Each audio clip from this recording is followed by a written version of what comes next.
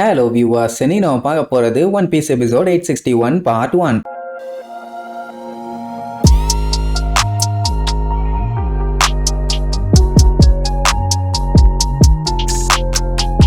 Open பண்ணா mirror வேர்ல்டுல இருக்க கட்டகூரிய காட்டுறாங்க. அவன் இப்ப லூஃபி காண்டி தான் வெயிட் பண்ணிட்டு இருக்கான். அவன் சொன்ன மாதிரி 10 நிமிஷம் ஆயிருச்சு, இன்னுமே அவன் ரிட்டர்ன் வரல. ஒருவேளை பயந்து போய் அவன் டீமோட எஸ்கேப் ஆயிட்டானோன்னு ஒரு டவுட். ஆனா என்ன ஆனாலும் என்கிட்ட இருந்து அவன் தப்பிக்க முடியாதுன்னு சொல்லி ஃபியூச்சரை செக் பண்ணி பாப்பான். லூஃபி அதுல ஓங்கி அடிக்க வர்ற மாதிரி தெரியும். திரும்பி பார்த்தா பின்னாடி லூஃபி வந்துகிட்டு இருப்பான். அப்பவே கட்டகூரிக்கு தெரிஞ்சு போச்சு லூஃபி எந்த அளவுக்கு ஒரு தைரியமானவன், வீரமானவன். வந்தவன் உன்னை வெயிட் பண்ண வச்சதுக்கு ரொம்ப ரொம்ப சாரி, சண்டை ஆரம்பிச்சிடலான்னு சொல்லி குடுன்னு ஓடி வந்து ஒரு ஜம்ப். அவன் ஃபியூச்சர்ல என்னத்த பார்த்தானோ அதே மாதிரி தான் அடிக்க வருவான். அதே நேரம் இங்க பெஜியோட கப்பல் ஸ்ட்ரெயிட்டா வந்துகிட்டு இருக்குது. சஞ்சி அந்த கேக்கு வண்டியை அப்படியே மிதிச்சே பிளைங்ல கொண்டு போயிட்டு இருக்கான். கீழே இருக்கவனுங்க எல்லாம் வாயை பொழந்துருவானுங்க, என்னடா இது கேக்கு வண்டி பறந்து போயிட்டு இருக்குதுன்னு. அந்த கேக்கு நல்லா பிளெக்சிபிளான கேக்குங்கிறதுனால என்னதான் ஆடுனாலும் அசைஞ்சாலும் நல்லா வளைஞ்சு கொடுக்குது. சஞ்சி பெஜி கிட்ட கப்பலை கிளியர் பண்ணு, நான் வந்து லேண்ட் பண்ண போறேன்பா. அவன் வெளியில நின்னுட்டு இருக்க ஆளுங்க எல்லாத்தையுமே உள்ள அனுப்பி விட்டுருவான். சோ இப்ப கேக்க லேண்ட் பண்ண கப்பல் தயாரா இருக்குது. எப்படி அவங்க பிளான் பண்ணி கப்பலை கொண்டு வந்துட்டு இருப்பாங்க. அங்க ஓவன் பார்த்துட்டு கடுப்பாயிருவான். இது அந்த ஸ்டார் ஹேட்டை சேர்ந்த சஞ்சி தானே,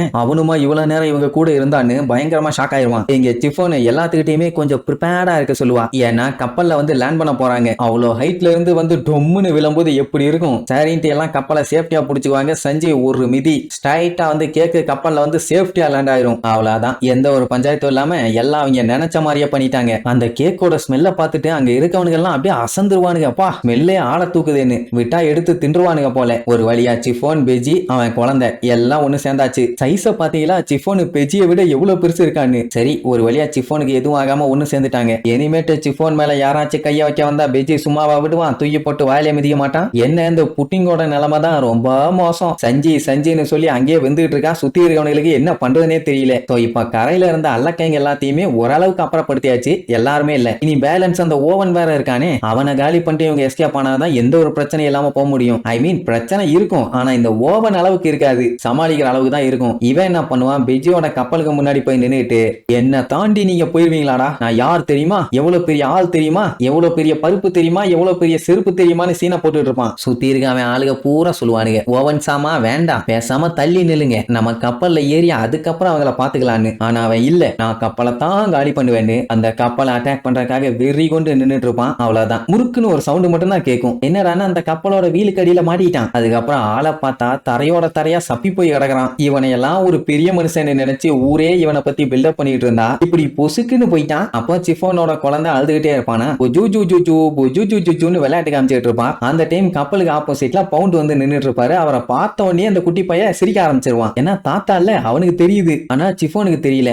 யார் இவரு மறுபடியும் வந்திருக்காருன்னு சொல்லி முடிச்சிட்டு இருப்பான். அவரு சிஃபோனை பார்த்து சந்தோஷப்படுவாரு. நம்ம பொண்ணு சந்தோஷமா தான் இருக்கா, எந்த ஒரு பஞ்சாயத்தும் இல்ல, நல்லபடியா போயிட்டு வாமான்னு சொல்லி பை பை சொல்லுவாரு. சரி, இப்ப என்னன்னா இவங்க சவுத் ஈஸ்ட் சைடு போகணும். அப்படி இருக்கும்போது ஊருக்குள்ள போய் தான் அப்படியே லெஃப்ட் சைடு ஒரு டர்ன் போகணும். அப்படி இருக்கும்போது சில பல சாக்லேட் ஹவுசஸ் எல்லாம் டேமேஜ் ஆகும். சோ புட்டிங் கிட்ட ஓகேவா நான் போகட்டுமான்னு சொல்லி கேட்பான். ஏன்னா ரிட்டர்ன் போய் அதுக்கப்புறம் கப்பலை திருப்பிட்டு போனாங்கன்னா அங்க ஆளுங்க இருக்காங்க, அதனால அந்த வழியா போக முடியாது. புட்டிங்கே நம்ம அப்படித்தான் போகணும்னா அடிச்சு தட்டிட்டு போயிட்டே இருங்க, எங்கேயும் ஸ்டாப் பண்ண வேண்டாம்னுவா. உடனே ஊருக்குள்ள பூந்து சல்லுன்னு போவாங்க. இடையில சில பல சாக்லேட் ஹவுசஸ் செம்மையா டேமேஜ் ஆகும். சஞ்சிக்கு தான் இந்த மாதிரி சாக்லேட் போர்ல டேமேஜ் பண்ணா சுத்தமா பிடிக்காது. ஆனா புட்டிங்க ஒன்னும் பஞ்சாயத்துல அதை நான் அப்புறமா சரி பண்ணிக்கிறேன்பா. இப்போ வீடு உடஞ்சா திருப்பி கட்டிக்கலாம், ஆனா ஃபேமிலி போனா கஷ்டம், ரொம்ப ரொம்ப கஷ்டம். டிஃபோனுக்கு இப்ப அவளோட வீட்டுக்கு அவளோட ஃபேமிலி கூட வந்து சேர்ந்துட்டான்னு ரொம்ப ரொம்ப சந்தோஷம்னு வைங்க. இவங்க போற வழியில சில பல பேர் சுடுவாங்க, சில பேர் சுட மாட்டாங்க. ஏன்னா கேக்கு டேமேஜ் ஆயிரும்ல, அதனால இதுக்கப்புறம் அட்டாக் பண்ண மாட்டாங்கன்னு தான் நான் நினைக்கிறேன். ஆனா தெரியல, நம்மளுக்கு அதெல்லாம் கண்டுக்கவே இல்லை. சும்மா அடிச்சு பிச்சுக்கிட்டு ஸ்வைன்னு ஃபிளைங்ல போவாங்க. இவ்வளவு ரணகலத்துல இவங்க மட்டும் தான் இவ்வளவு என்ஜாய் பண்ணி போயிட்டு இருக்காங்க. அந்த டாட் ஷிப்புங்க எல்லாம் பின்னாடி வந்துட்டு தான் இருக்குது, ஆனா ரொம்ப தூரத்துல இருந்து வந்துட்டு இருக்குது. இனிமேட்டெல்லாம் இவங்கள பிடிக்கிறது ரொம்ப ரொம்ப கஷ்டம். ஏன்னா இவங்க யூஸ் பண்றது பெடல். அதான் உடனே சஞ்சய் வந்து எங்களை காப்பாத்தினதுக்கு ரொம்ப ரொம்ப தேங்க்ஸ்பா. பெஜி, நான் ஒண்ணு உங்களை காப்பாத்த வரலடா, விளக்கண்ண என் ஒய்ஃபை காப்பாத்த வந்தேன்பா. அந்த டைமுங்கும் போது திடீர்னு இவங்க போயிட்டு இருக்க இடம் பயங்கரமா ஹீட் ஆகும். அப்ப கீழே இருக்க ஃபிஷிங் எல்லாம் அப்படியே செத்து மிதக்கும். சஞ்சய் பார்த்துட்டு இந்த ஹீட்டுக்கு சால்ட்டையும் பெப்பரையும் போட்டு இந்த ஃபிஷிங் எல்லாத்தையும் சாப்பிட்டோம்னா செம்ம டேஸ்டியா இருக்கும்பானா. மூதேவி, தவறி உள்ள விழுந்தினா உனக்குமே ஆப்பு தாண்டாம்பா. சரி, எப்படி திடீர்னு இவ்வளவு ஹீட் ஆகுதுன்னு போய் பார்த்தா பார்த்தா அந்த ஓவன் மண்டையா இருக்கான்ல அவன் தான் கடலை ஹீட் பண்ணி இவங்க கப்பலை ஒரு வழி பண்ண பார்த்துட்டு இருக்கான். வெஜ்ஜிக்கு ஆல்ரெடி தெரியும் வெறும் கப்பலை விட்டு ஏத்தனா மட்டும் இவன் சாக மாட்டான்னு. நினைச்ச மாதிரியே பண்ணிட்டான்ல. அவன் கடலை கண்டபடி ஹீட் ஆக்கிட்டு இருக்கான். இவன் இப்படியே ஹீட் பண்ணிட்டு இருந்தான்னா கப்பல் உருகி கண்ணா பின்னாடி முங்கிரும். அந்த மூளை கட்டவனுக்கு ஒரு கடுகளவு கூட மூளை இல்ல கேக்க செஞ்சு கொண்டு போயிட்டு இருக்காங்க. அவங்கள கொல்லணும் இல்லன்னு சொல்லல. ஆனா பிக் மாமுக்கு கேக்கு தேவை. அப்படி இருக்கும்போது இவன் கப்பலை காலி பண்ணிட்டான்னா கேக்க எப்படி கொண்டு போக முடியும்? இதுல வேற நம்மளுக்கு சாகுற வரைக்கும் குதிக்க வைக்க போறானாமா. இங்க அவங்களால ஹீட் சுத்தமா தாங்க முடியல. அண்ட் இதுல இன்னொரு பிரச்சனை என்ன தெரியுமா? அந்த கேக்கு மேல அப்ளை பண்றதுக்காக